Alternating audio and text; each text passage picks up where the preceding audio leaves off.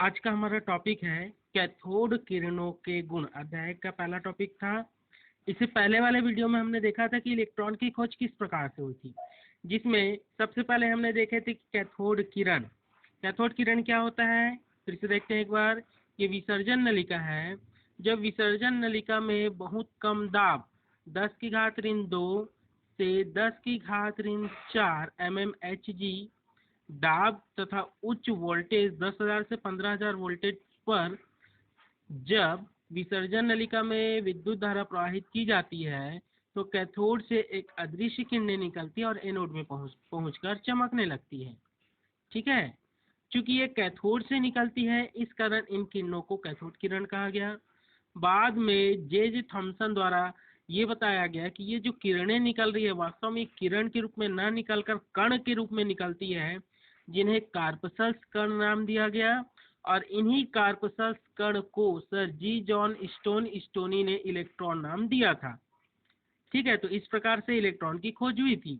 अब हम इसी में आगे देखते हैं कि कैथोड किरण के गुण क्या है। तो सबसे पहला गुण है कैथोड किरणें सरल रेखा में गमन करती है। ठीक है, पहला क्या है, कैथोड किरण सरल रेखा में गमन करती है। ठीक, अब हम इसको कैसे समझाएंगे।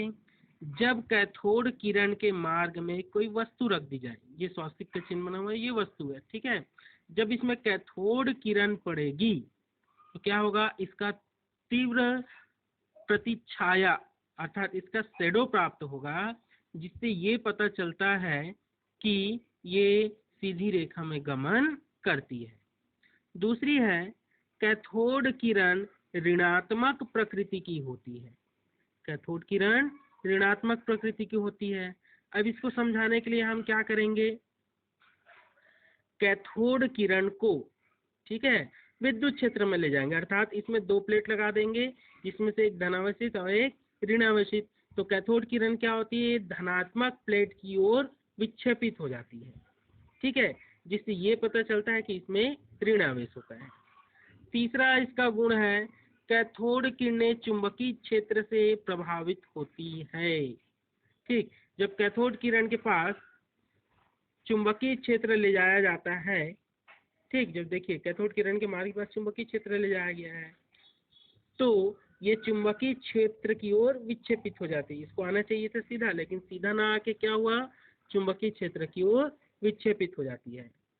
पांचवा गुण है इसका कैथोड किरण ऊष्मीय प्रभाव उत्पन्न करती है, या ये बोल सकते हैं कि इसकी गतिज ऊर्जा बहुत अधिक होती है, या गतिज ऊर्जा होती है। देखते हैं, जब कैथोड किरण के मार्ग में, ये कैथोड किरण है, इसके मार्ग में कोई वृत्ताकार पहिया लगा दिया जाता है, जब कैथोड किरण के मार्ग में कोई वृत्ताकार पहिया लगा दिया जाता है तो ये कैथोड किरण क्या करता है, उस पहिए को घुमा देता है, जिससे ये पता चलता है कि इसमें ऊष्मीय प्रभाव उत्पन्न होती है या इसमें गतिज ऊर्जा होती है।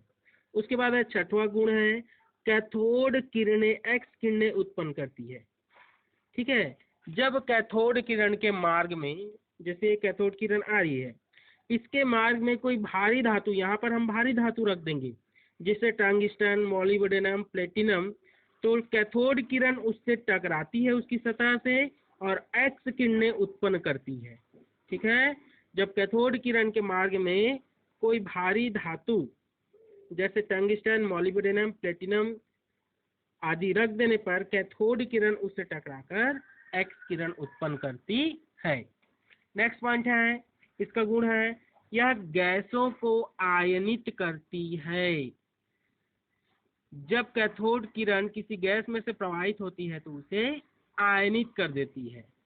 हम सामान्यतः ये जानते हैं कि गैसें आयनित नहीं होती है, लेकिन कैथोड किरण क्या करती है, गैसों को आयनित कर देती है। ठीक है, कैथोड किरण फोटोग्राफिक प्लेट को प्रभावित करती है। जैसे आप लोगों को पता होगा कि पहले फोटो खिंचाते थे तो निगेटिव बनता था और उसमें एक सफेद रंग की आकृति बनती थी, उसी प्रकार से आकृति इसमें भी बनता है। ठीक, कैथोड किरण की भेदन क्षमता होती है।